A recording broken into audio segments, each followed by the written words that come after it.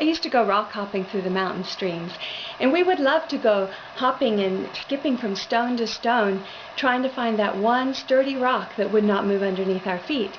And in a way, my life has been a rock hopping adventure. I've lived in 7 different countries, 16 different cities, and I've moved over a lot of stones. And one of those is my friends. On average, I've moved every 2 years, and I love my friends. They mean so much to me.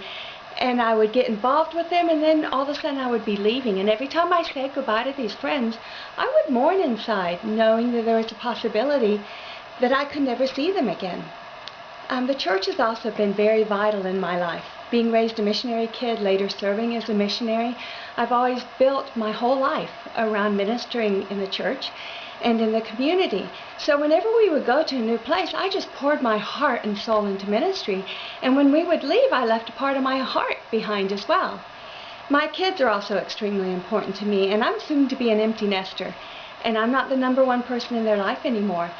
And so I'm moving on to a new phase of life. So if I were to describe God to you right now, I would say that God is my rock. He's the one sure, steady, unmoving factor in my life. The Hebrew word for God is sur, which defines God as His consistency, His strength, His power, and His presence. God is my consistency. He's always been there. He always will be. He's proved Himself faithful over and over again, and I'll know He will in the future as well. God is my strength. Sometimes when I feel like I'm actually falling into the waters and the raging rapids are just taking me away, it's God's strength and it's God's power that lifts me up and helps my feet stand on solid ground.